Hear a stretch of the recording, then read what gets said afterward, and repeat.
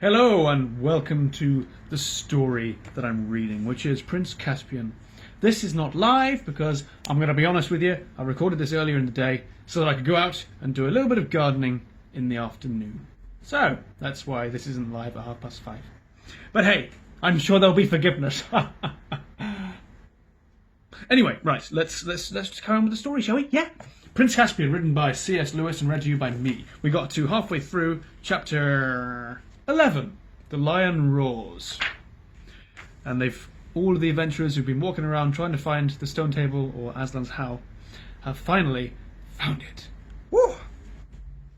Right, I should read the last line of the bit I just read yesterday. She knew it. This is Lucy. It was the hill of the stone table. With a jingling of mail, the others climbed up behind her. Aslan glided on before them, and they walked after him. Lucy, said Susan in a very small voice. Yes, said Lucy. I see him now. I'm sorry. That's all right. But I've been far worse than you know. I really believed it was him. Yesterday, when he warned us not to go down to the fir wood. And I really believed it was him tonight, when you woke us up. Deep down inside. Or I could have, if I'd let myself. But I just wanted to get out of the woods and I don't know. Whatever am I to say to you? Perhaps you won't need to say much, suggested Lucy. Soon they reached the trees, and through them the children could see the great mound, Aslan's Howl, which had been raised over the table since their days. Our side don't keep very good watch, muttered Trumpkin. We ought to have been challenged before now. Hush, said the other four, for now Aslan had stopped and turned and stood facing them, looking so majestic that they felt as glad as anyone can who feels afraid, and afraid as anyone can who feels glad. The boys strode forward. Lucy made way for them, and Susan and the dwarf shrank back. Oh, Aslan, said King Peter, dropping on one knee and raising the lion's heavy paw to his face. I'm so glad, and I'm so sorry. I've been leading them wrong ever since we started, and especially yesterday morning. My dear son, said Aslan. Then he turned and welcomed Edmund. Well done, were his words. Then, after an awful pause, the deep voice said, Susan. Susan made no answer, but the others thought she was crying. You have listened to fears, child, said Aslan. Come, let me breathe on you. Forget them. Are you brave again? A little, Aslan, said Susan. And now, said Aslan in a much louder voice, with just a hint of a roar in it, while his tail lashed his flanks. And now where is this little dwarf, this famous swordsman and archer who doesn't believe in lions? Come here, son of earth. Come here. And, at the last word, it was no longer the hint of the roar, but almost the real thing. Ah! Wraiths and wreckage, gasped Trumpkin in a ghost of a voice. The children, who knew Aslan well enough to see that he liked the dwarf very much, were not disturbed, but it was quite another thing for Trumpkin, who'd never seen a lion before, let alone this lion. He did the only sensible thing he could have done, that is, instead of bolting, he tottered towards Aslan. Aslan pounced. Have you ever seen a young kitten being carried in the mother cat's mouth? It was like that. The dwarf, hunched in a little miserable ball, hung from Aslan's mouth. The lion gave him one shake, and all his armour rattled like a tinker's pack, and then, hey presto, the dwarf flew up in the air. He was as safe as if he had been in bed, though he didn't feel so. There we are.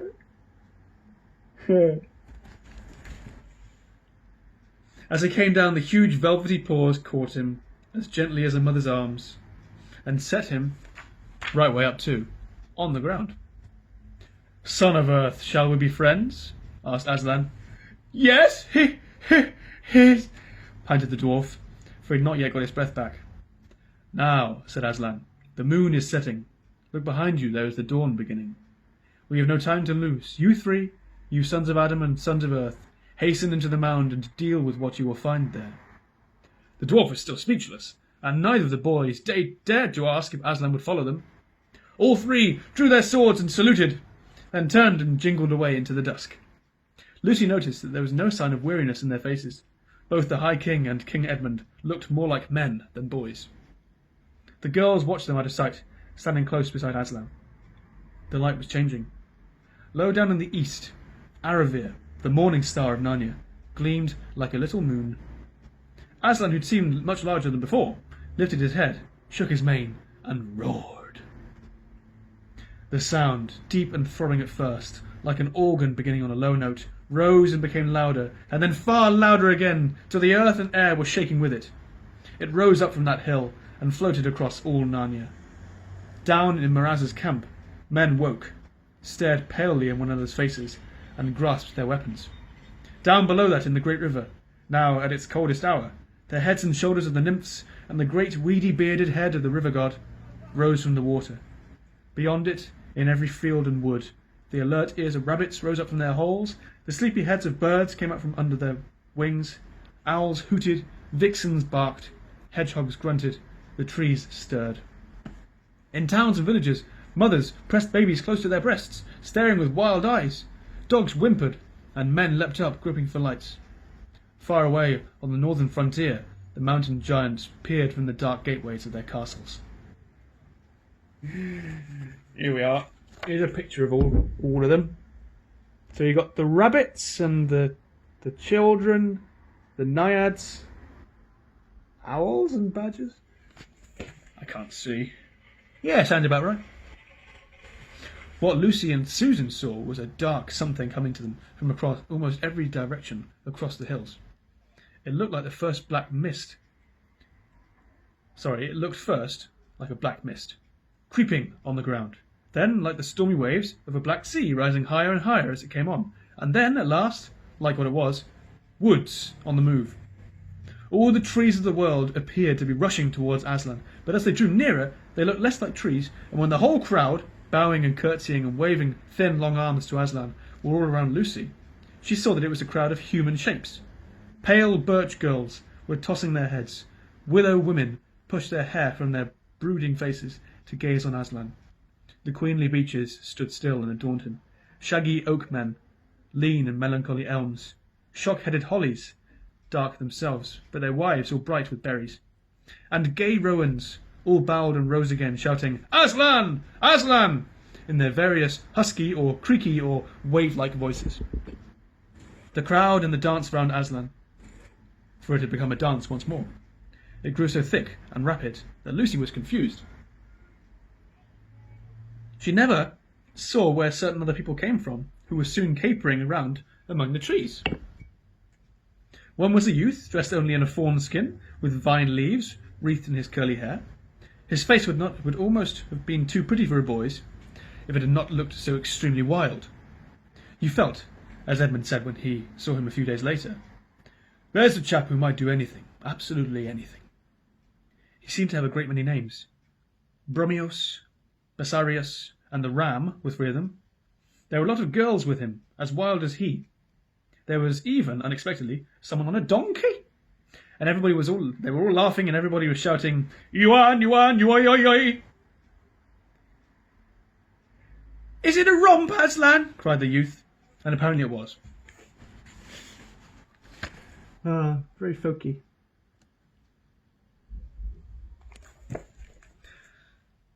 But nearly everyone seemed to have a different idea as to what they were playing. It may have been Tig, but Lucy never discovered who was it. It was rather like Blind Man's Bluff. Blind Man's Buff. I always get them mixed up. Blind Man's Buff. Okay. C.S. Lewis said it first. It's Blind Man's Bluff. Buff! Ah! Never mind. It was rather like that, only everyone behaved as if they were blindfolded. Everybody. It was not unlike Hunt the Slipper. I don't even know what that is. Hunt the Slipper. But the slipper was never found. What made it more complicated was that the man on the donkey, who was old and enormously fat, began calling out at once, "Refreshments! Time for refreshments!" and falling off his donkey and being bundled onto it again by the others, while the donkey was under the impression that the whole thing was a circus and tried to give a display of walking on its hind legs.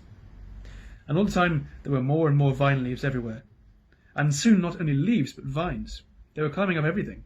They were running up the legs of the tree people and circling around their necks. Lucy put up her hands to push back her hair and found that she was pushing back vine branches. The donkey was a mass of them. His tail was completely entangled, and something dark was nodding between his ears. Lucy looked again and saw it was a bunch of grapes. After that, it was mostly grapes. Overhead and underfoot and all around.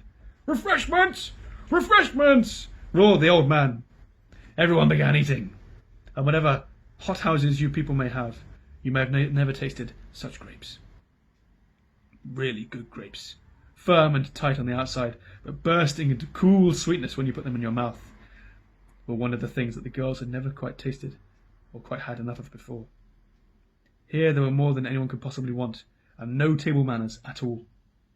One saw sticky and stained fingers everywhere, and, though mouths were full, the laughter never ceased, nor the yodeling cries of "Yuan, yuan, yoi, yoi, yoi," till all of a sudden everyone felt at the same moment that the game, whatever it was, and the feast, ought to be over, and everyone flopped down breathless on the ground and turned their faces to Aslan to hear what he would say next. At that moment the sun was just rising, and Lucy remembered something and whispered to Susan. "I say, Sue, I know who they are." "Who?" "The boy with the wild face is Bacchus, and the old one on the donkey is Silenus. Don't you remember Mr. Tumnus telling about them long ago?"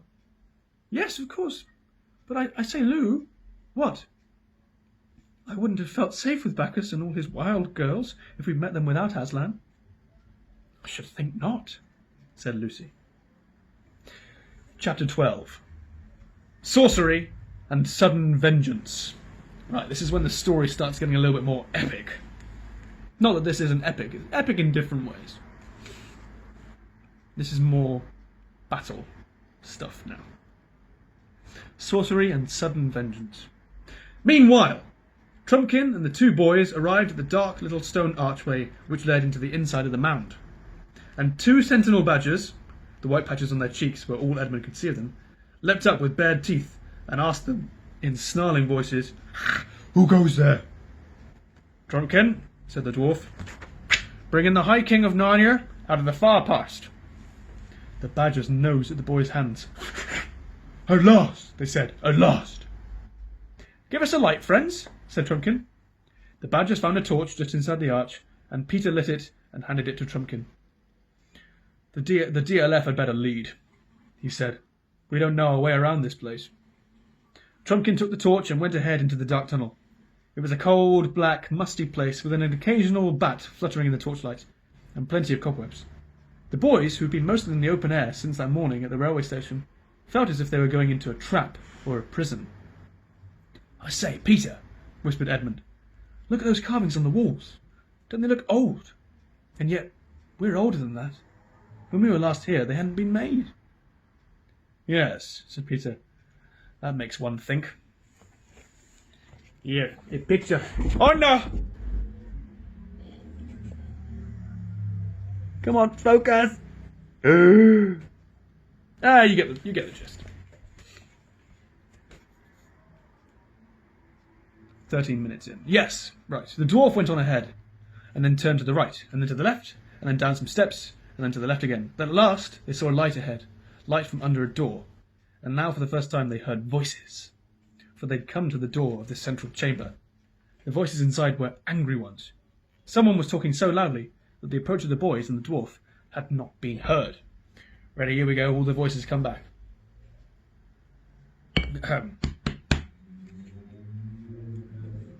"Don't like the sound of that," whispered Trumpkin to Peter. "Let's listen for a moment." All three stood perfectly still on the outside of the door. "You know well enough," said a voice. "That's the king," whispered Trumpkin. "Why the horn was not blown at sunrise this morning? Have you forgotten that Miraz fell upon us almost before Trumpkin had gone? And we were fighting for our lives for the space of 3 hours and more? I blew it when first I had a breathing space." Just checking who's reading. Yeah, who's speaking. "I'm not likely to forget it," came the angry voice. "When my dwarves bore the brunt of the attack and 1 in 5 of them fell." "That's Knickerbrick," whispered Trumpkin. "For shame, dwarf," came a thick voice. "Truffle hunters," said Trumpkin. "We all did as much as the dwarves, and none more than the king." "Tell that tale your own way, for all I care," answered Knickerbrick. "But whether it was that the horn was blown too late, or whether there was no magic in it, no help has come. You great clerk, you master magician, you know-all. Are you still asking us to hang our hopes on Aslan and King Peter and all the rest of it? I must confess, I cannot deny it, that I am deeply disappointed in the result of the operation, came the answer. That will be Dr. Cornelius, said Trumpkin. To speak plainly, said Knickerbrick, your wallet's empty, your eggs addled, your fish uncorked, your promises broken. Stand aside then, and let others work. And that is why... The help will come, said Truffle Hunter. I stand by Aslan. Have patience like us beasts. The help will come.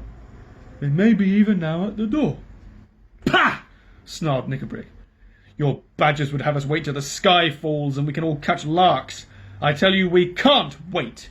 Food is running short. We lose more than we can afford at every encounter. Our followers are slipping away. And why? Asked Truffle Hunter. I'll tell you why. Because it is noised among them that we have called on the kings of old, and the kings of old have not answered. The last words Trumpkin spoke before he went, and went most likely to his death, were, if you must blow the horn, do not let the army know while you blow it, or what hope you have from it. But that same evening everyone seemed to know. You better have shoved your grey snout in your hornet's nest, Badger, than suggest that I am the blab, said Knickerbrick. Take it back, or I'll stop it, both of you, said King Caspian. I want to know what it is that Knickerbrick keeps on hinting that we should do. But before that, I want to know who the two strangers are whom he's brought into the council, and who stand there with their ears open and their mouths shut. They are friends of mine, said Knickerbrick. And what better right have you yourself to be here than that you are a friend of Trumpkin's and the Badgers? And what right has that old dotard in the black gown to be here except that he is your friend? Why am I to be the only one who can't bring in his friends? Your Majesty, His Majesty is the King, to whom you've sworn allegiance, said Truffle Hunter sternly. Court manners, sneered Knickerbrick. But in this hole we may talk plainly. You know, and he knows, that this Telmarine boy will be king of nowhere and nobody in a week, unless we can help him out of the trap in which he sits. Marriage! Sorry, he didn't say that. Perhaps, said Cornelius, your new friends would like to speak for themselves. You there! Who and what are you? Worshipful Master Doctor, came a thin, whining voice. So please you, I'm only a poor old woman, I am, and very obliged to his worshipful dwarfship for his friendship, I'm sure. His Majesty, bless his handsome face, has no need to be afraid of an old woman that's nearly doubled up with the rheumatics, and hasn't 2 sticks to put under her kettle. I have some poor little skill, not like yours, Master Doctor, of course, in small spells and cantrips that I'd be glad to use against our enemies, if it was agreeable to all concerned. For I hate 'em. Oh, yes, no one hates better than me. That is all most interesting and satisfactory, said Dr. Cornelius. I think I now know what you are, madam. Perhaps your other friend Knickerbrick would give some account of himself? A dull grey voice, at which Peter's flesh crept, replied, I'm hunger, I'm thirst. Where I bite, I hold till I die. And even after death they must cut out my mouthful from my enemy's body and bury it with me. I can fast 100 years and not die. I can lie 100 nights on the ice and not freeze. I can drink a river of blood and not burst. Show me your enemies. And it is in the presence of these two that you wish to disclose your plans? Said Caspian. Yes, said Knickerbrick, and by their help that I mean to execute it. There was a minute or two during which Trumpkin and the boys could hear Caspian and his 2 friends speaking in low voices, but couldn't make out what they were saying. Then Caspian spoke aloud. Well, Knickerbrick, he said, we will hear your plan. There was a pause so long that the boys began to wonder if Knickerbrick was ever going to begin. When he did, it was in a lower voice, as if he himself didn't much like what he was saying. Oh. All said and done, he murmured. None of us knows the truth about the ancient days in Narnia. Trumpkin believed none of the stories. I was ready to put them to trial. We first tried the horn, and it has failed. If there ever was a High King Peter, and a Queen Susan, and a King Edmund, and a Queen Lucy, then either they have not heard us, or they cannot come, or they are our enemies. Or they are on the way, put in Truffle Hunter. You can go on saying that till Miraz has fed us all to his dogs. As I was saying, we have tried one link in the chain of old legends, and it has done us no good. Well, but when your sword breaks, you draw out your dagger. The stories tell of other powers beside the ancient kings and queens. How if we could call them up? If you mean Aslan, said Truffle Hunter, it's all one calling on him and on the kings. They were his servants. If he will not send them, but I make no doubt that he will. If he won't send them, is he more likely to come himself? No, you're right there, said Knickerbrick. Aslan and the kings go together. Either Aslan is dead, or he is not on our side, or else something stronger than himself keeps him back. And if he did come, how do we know he'd be our friend? He was not always a good friend to dwarves, by all that's told. Not even to all beasts. Ask the wolves. And anyway, he was in Narnia only once that I ever heard of, and he didn't stay long. You may drop Aslan out of the reckoning. I was thinking of someone else. There was no answer, and for a few minutes it was so still that Edmund could hear the wheezy and snuffling breath of the badger. What do you mean? Said Caspian at last. I mean a power so much greater than Aslan's that it held Narnia spellbound for years and years, if the stories are true. The White Witch! Cried the three voices all at once, and from the noise Peter guessed that three people had leapt up to their feet. Yes, said Knickerbrick very slowly and distinctly. I mean the witch. Sit down again. Don't all take fright of the name as if you were children. We want power, and we want a power that will be on our side.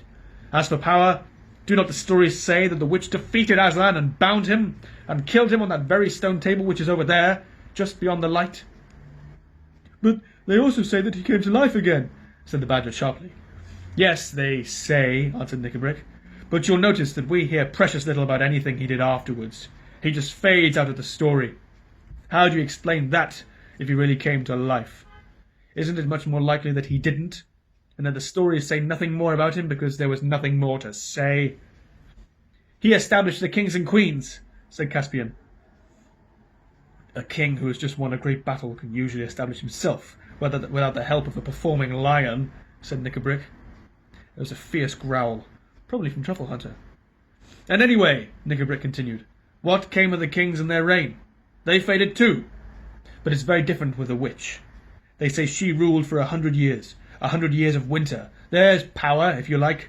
There's something practical. But heaven and earth, said the king.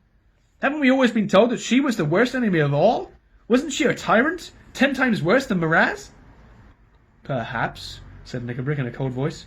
Perhaps she was for you humans, if there were any of you in those days. Perhaps she was for some of the beasts. She stamped out the beavers, I dare say. At least there are none of them in Narnia now. But she got on all right with us dwarves. I'm a dwarf, and I stand by my own people. We're not afraid of the witch. But you've joined with us, said Truffle Hunter. Yes, and a lot of good it has done my people so far, snapped Knickerbrick. Who is sent on all the dangerous raids? The dwarves. Who goes short when the rations fail? The dwarves. Who? Lies! All lies, said the badger. And so, said Knickerbrick, whose voice now rose to a scream, if you can't help my people, I'll go to someone who can.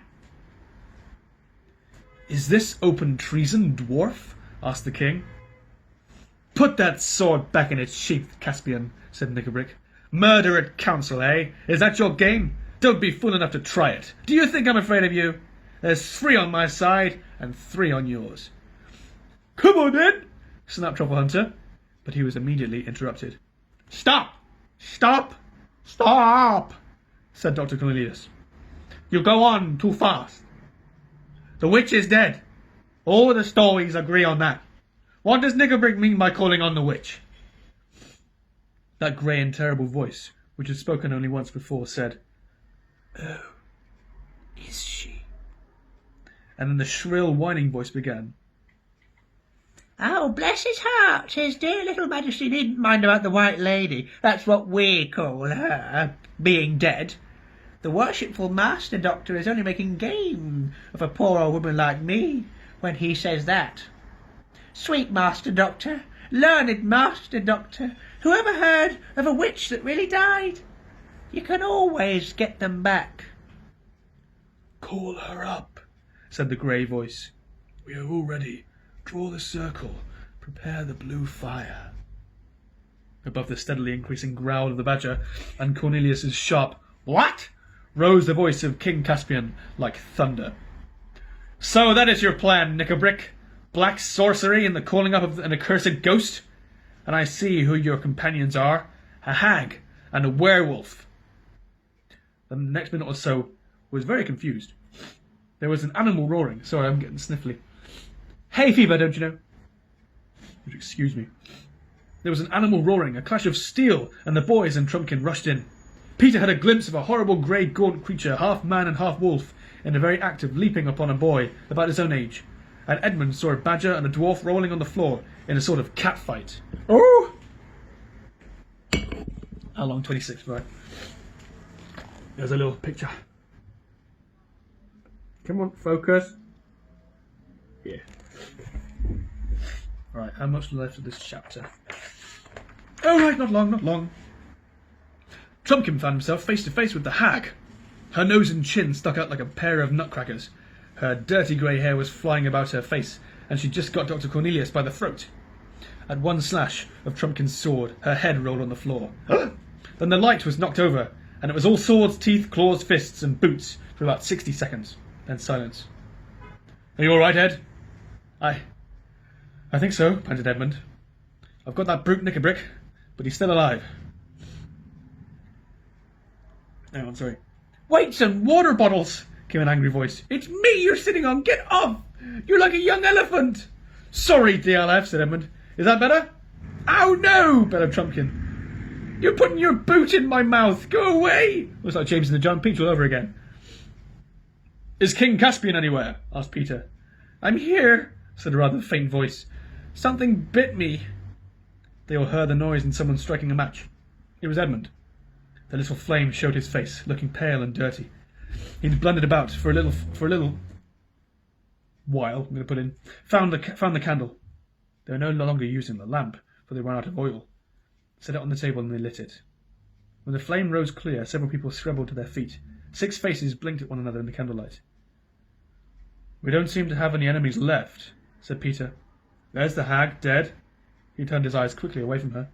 And Knickerbrick, dead too, and I suppose this thing is a werewolf. It's so long that I've seen one.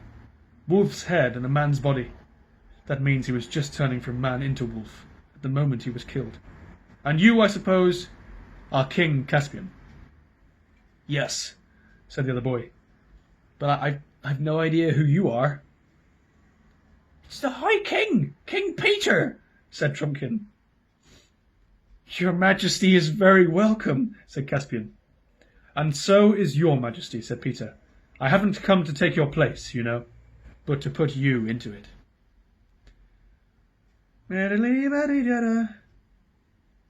All right. Your Majesty. Just need to read who's speaking. Your Majesty, said another voice at Peter's elbow. He turned and found himself face to face with the badger. Peter leaned forward, put his arms around the beast, and kissed the furry head. It wasn't a girlish thing for him to do, because he was the High King. As if it would be girlish anyway. Old writing. Best of badgers, he said. You never doubted us, all through. No credit to me, Your Majesty, said Truffle Hunter. I'm a beast and we don't change. I'm a badger, what's more, and we hold on. I am sorry for Knickerbrick, said Caspian. Though he hated me from the first moment he saw me. He had gone sour inside from long suffering and hating. If we had won quickly, he might have become a good dwarf in the days of peace. I don't know which of us killed him. I'm glad of that. You're bleeding, said Peter. Yes, I'm bitten, said Caspian. It was that wolf thing. Cleaning and bandaging the wound took a long time, and when it was done, Trumpkin said, Now, before everything else, we want some breakfast. But not here, said Peter. No, said Caspian with a shudder. And we must send someone to take away the bodies. Let the vermin be flung into a pit, said Peter, but the dwarf we will give to his people to be buried in their own fashion. They breakfasted at last in another of the dark cellars of Aslan's howe. It was not such a breakfast as they would have chosen, for Caspian and Cornelius were thinking of venison pasties, and Peter and Edmund of buttered eggs and hot coffee. But what everyone got was a little bit of cold bear meat. Come on, I'm 4 lines away from the end. Must salute the emergency services. Right, they got a little bit of cold bear meat out of the boys' pockets, a lump of hard cheese, an onion, and a mug of water. But from the way they fell to, anyone would have supposed it was delicious. They ate an onion! They ate an onion? That's worse than eating raw bear meat! Ah! I'm going to close my book properly today. There we go. We've got to chapter 13. 3 more chapters. Well, we shall see how it goes. Marvellous. Thanks for watching. Do continue to keep watching and share them around if you wouldn't mind. That'd be amazing. And a few more days and we shall come to the end of the story and start a new one. Right. Oh, we get to see Miraz soon. I like Miraz. Miraz! Marvellous. Right. Be well, take care of yourself, and I shall see you tomorrow.